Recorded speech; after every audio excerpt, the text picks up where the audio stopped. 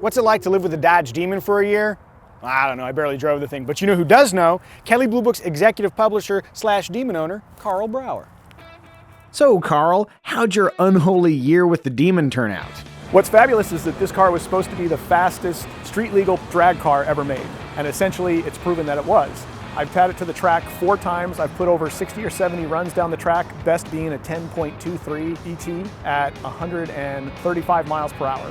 So that's a very fast car. To have a car that fast that you drive to the track, yank the front wheels out of the trunk, put them on the car, race, put them back in the trunk, and drive home. To me, that's what it's kind of all about. A car that you can drive by yourself to a track, race, and drive home without even a support vehicle. That's probably my single favorite thing about this car, and being able to say I did that.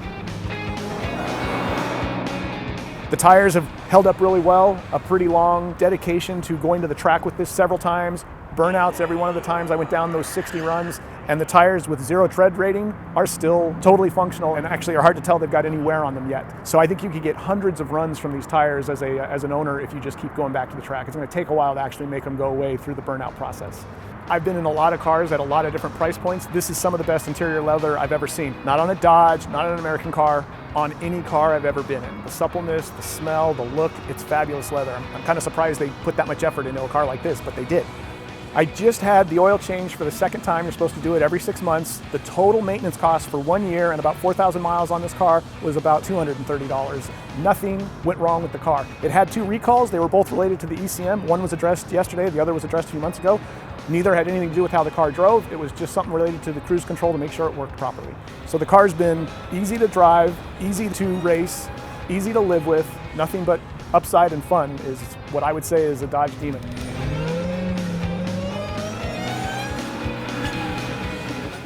Given Kelley Blue Book's focus on vehicle values, we should mention that Dodge simply didn't make enough 2018 Challenger SRT Demons for us to properly track values.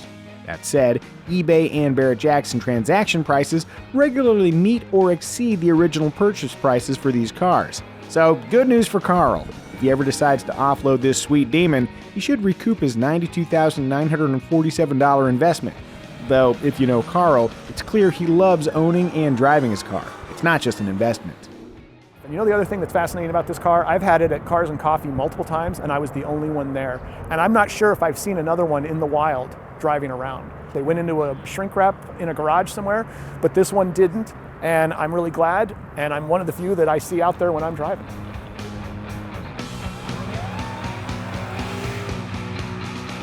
Who'd have guessed 12 months driving around in an 800+ horsepower Uber coupe would be so much fun? You know, another lap around the block before I hand the keys back couldn't hurt.